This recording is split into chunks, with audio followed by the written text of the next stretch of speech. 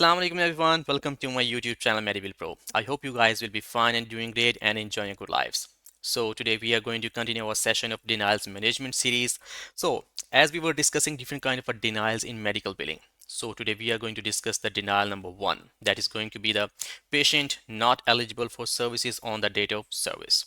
Okay, so what are the reasons why we are going to have this denial? What are the different steps to resolve this denial? What are the tips and tricks how we can fix and avoid these kind of denials in medical billing? So we will discuss all these kind of things in our today's lecture. Okay, so without wasting time, let's start our lecture. Like, what is this basically denial and how we can just fix this one? So first of all, we are going to see the introduction. So denials for patient not eligible for the services on the date of service are among the most common denials in medical billing. Yes, whenever we are going to have this denial, because the denials may occur due to different kind of a certain reasons, like patient is not eligible. Okay, so if the patient's data is not correct. Okay, if coordination of benefits is not updated. Okay, so there are other kind of reasons as well. We will see all those kind of reasons in our upcoming slides. So this denial typically occurs when there is a discrepancy between the patient's insurance eligibility information and the billing details submitted by the provider. So resolving this denial requires a systematic approach to identify and address the underlying causes. Yes, there are certain kind of reasons through which or due to which we are going to have this kind of a denial. Yes, the main purpose or main kind of a thing is going to be that the patient is basically not eligible, or patient is not going to have those kind of benefits in his plan or in her plan. So these are the basic reasons due to which we are going to have this kind of a denial. So let's see what are the basic reasons which are going to be cause of this kind of a denial. So common reasons for this denial. Okay, so let's see what are the basic or common reasons. So the first one is going to be the expired coverage. Yes, the expired coverage could be the cause of this denial. The patient's insurance policy was not active on the date of service. Yes, when, like you guys can say that on the date of service, when the rendering provider provided any kind of a services to that kind of a patient, the patient was terminated or patient has no active coverage. So the expired coverage is going to cause this kind of denial. Okay. Next one is going to be the policy termination. The insurance policy was terminated before the service date. Yes, you guys can say that. Like there are different kind of a dates, okay, on the present date when the services were rendered. So on that specific date, the patient is not active. The previous day, maybe the patient could be active, but on the day when the services were rendered on that date, patient is not more active with that kind of a certain insurance company. Okay, so due to this reason, insurance cannot process the claim, cannot adjudicate the claim, and they can simply deny the claim. The third one is going to be the reason that incorrect insurance details. Okay, so errors in the patient's insurance ID, group number, or the payer details. Yes, these reasons could be the source of this one or could be the cause of this one denial. Because whenever we are going to enter the patient's data, we need to be very careful. We need to verify the patient's eligibility.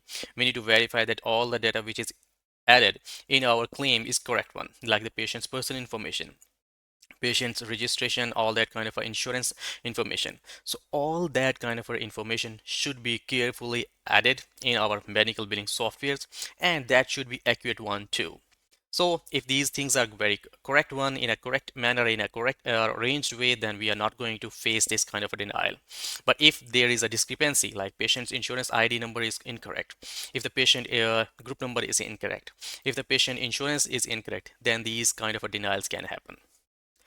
Next one is plan exclusions. Yes, this could be the source or this could be the reason as well that patient's insurance does not cover the service provided. Yes, when patients are going to purchase or patients are going to get different kind of a plans from different kind of insurance companies, then maybe they could get the service of that kind of a like whenever they are going to visit the doctor and they get the services, but basically that kind of a service which is provided by a rendering provider, that is not included in the benefits that they are getting from that kind of a insurance company. Okay, so when provider is going to submit the claim to an insurance company, then insurance company clearly say that clearly remarks on that one that this member is not going to have these kind of benefits, so therefore we are not going to cover these kind of services. So that's why we can face this kind of a denial as well. The fifth one is coordination of benefits. issues. Okay, so incorrect primary and secondary insurance details. Yes, sometimes we can just simply submit the claim to the secondary insurance, and insurance say that, hey, you guys can just submit this claim to the primary insurance first, then you guys need to submit the secondary claim to us because we are the secondary insurances. Okay, so due to this kind of a reason, like the coordination of benefits basically not updated on the payers end, so that's why we need to get the correct details before submitting a claim to an insurance company. So this could be the also reason for this kind of a denial, that the patient is not eligible on the date of service. The last one is going to be the lack of prior authorization. Required pre-approval for the services was not obtained. Okay, so basically there are certain services due to there are certain services before for that kind of reasons the insurance company should provide the authorizations, and before rendering different kind of services the provider is needed to contact the insurance company and get the approval or get the pre-authorization or the authorization number from that kind of insurance company, and that authorization number should be included in the claim. And if insurance company is not going to have that kind of authorization number or the pre-approval from the provider, okay, then they are not going to process that claim, they are simply going to deny that claim. So to avoid these kind of reasons or these kind of denials, we need to fix all the above situations. Okay, so these were the common reasons for which we can just have this kind of a denial, that the patient is not eligible on the date of services. So what are the basic steps to resolve this one? So let's see, we are going to fix this one. The step number one is going to be the verify patient's eligibility. Yes, that is the most important work for a medical biller to work on this one. Use real-time eligibility verification tools or contact the insurance carrier's eligibility department. Simply, we can contact the insurance providers that the patient is eligible with you guys or not. Okay, so simple. If there is a portal access, then we can also go onto the portal and we can just verify the patient details. If the patient is active, then that's well and good. But if the patient is not active, then we need to go for the second options. Next one is confirm the patient's coverage status for the date of service, including the policy number, effective termination dates, and the plan benefits. Yes, what kind of benefits are going to be covered under that kind of patient? Okay, what are the terminations are effective dates, like from which date to what date the patient is basically active with you guys.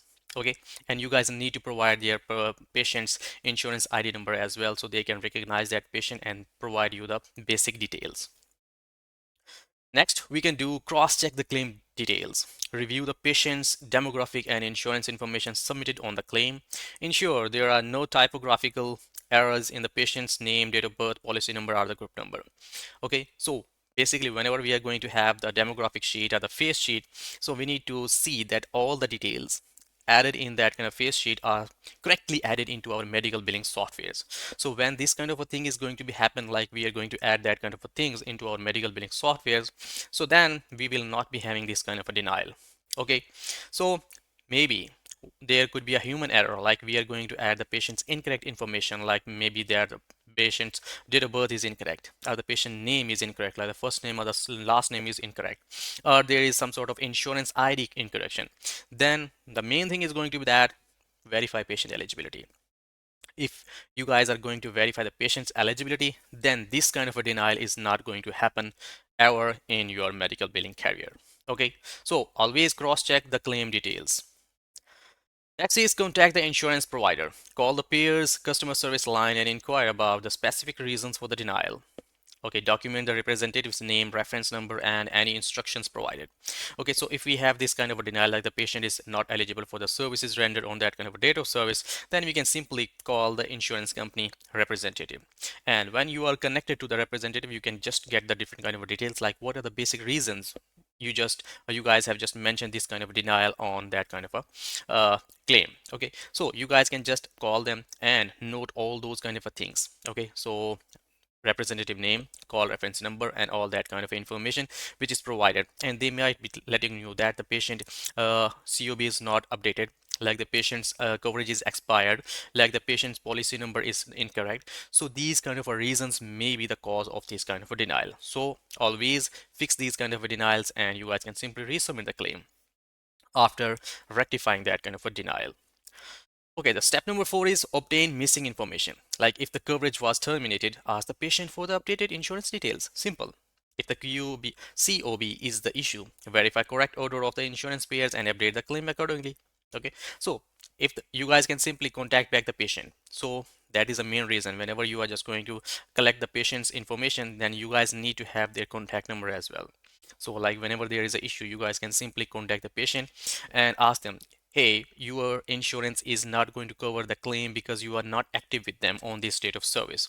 So if you have any kind of a active insurance, then you can just provide us. Okay, so we can just update your account and we can simply bill your claim to that kind of a specific insurance.